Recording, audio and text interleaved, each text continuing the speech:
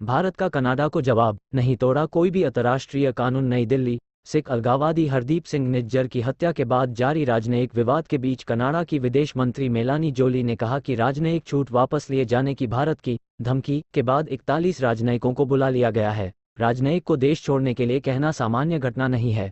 बीते 40-50 वर्षों में ऐसा किसी ने नहीं किया। भारत बोला, राजनयिक समानता तय। राजनयिक छूट को एक तरफा हटाया जाना अंतर्राष्ट्रीय करना पूरी तरह सुसंगत कानूनों वियना कन्वेंशन के खिलाफ है। डिप्लोमेटिक इम्यूनिटी इसी तरह तोड़ी जाती रही तो कहीं कोई राजनयिक सुरक्षित नहीं रहेंगे, पर हम जवाबी कार्रवाई नहीं करेंगे। भारत ने राजनयिकों की वापसी को अंतर्राष्ट्रीय मानदंडों के उल्लंघन के रूप में चित्रित करने की कनाडा की कोशिशों को खारिज किया। विदेश मंत्रालय ने कहा कि दो तरफा राजनयिक समानता तय करना वियना सम्मेलन के प्रावधानों के तहत पूरी तरह सुसंगत है। भारत ने कहीं से भी किसी अंतर्राष्ट्रीय कानून या मापदंड को नहीं तोड़ा है। कनाडाई राजनयिकों की भारत के मुकाबले ज़्यादा तादाद और हमारे अंदरूनी मामलों में दखलंदाजी के मद्देनजर यह जरूरी था कि नई दिल्ली और ओटावा दोनों हो। भारत जगह की पर राजनय मांग और स्तर एक्शन पर समानता वियना कन्वेंशन के आर्टिकल 11.1 के तहत है। इसे अंतर्राष्ट्रीय मानदंडों के उल्लंघन के रूप में पेश करने की किसी भी कोशिश को हम अस्वीकार करते हैं। भारत ने राजनयिक समानता का मुद्दा कनाडा से करीब 1 महीने पहले उठाया था, जिसे 10 अक्टूबर 2023 तक पूरा किया जाना था।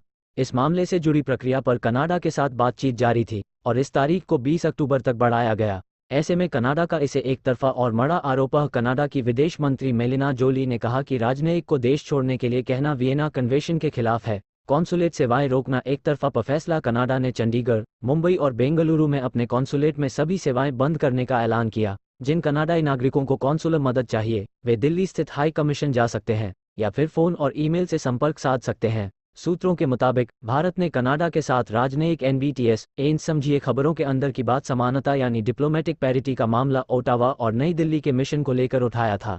ऐसे में बेंगलुरु, मुंबई और चंडीगढ़ के कॉन्सुलेट ऑपरेशन को रोकना उसका एक तरफा फैसला है। भारत सरकार का मानना है कि कनाडा का यह एक तरफा फैसला कहीं से भी राजनयिक समानता से जुड़ा नहीं है। कनाडा के कदम से वीजा संबंधी प्रक्रिया में क्या हो सकती है देरी। कनाडा के इमिग्रेशन मिनिस्टर मार्क मिलर ने कहा कि 41 राजनयिकों को निकाले जाने के बाद भारत में वीजा प्रक्रिया पर असर पड़ेगा। दरअसल 3 शहरों में वीजा और कॉन्सुलर सर्विस अब धीमी गति से होने की आशंका है, जिस प्रक्रिया में अमूमन 10 दिन लगते हैं अब 30-60 दिन की देरी हो सकती है, क्योंकि अब ये सुविधा सिर्फ दिल्ली स्थित हाई कमीशन में होगी। माना जाता है कि वीजा पर स्टैप के 50-70% केस कॉन्सुलेट में ही निपटा दिए जाते थे, लेकिन अब ये काम दिल्ली में ही होगा, लिहाजा इसमें देरी होगी और ऐसे में कनाडा में विंटर सेशन अटेंड करने की इच्छा रखने वाले सैकड़ों स्टूडेंट्स चिंता में डूबे हैं।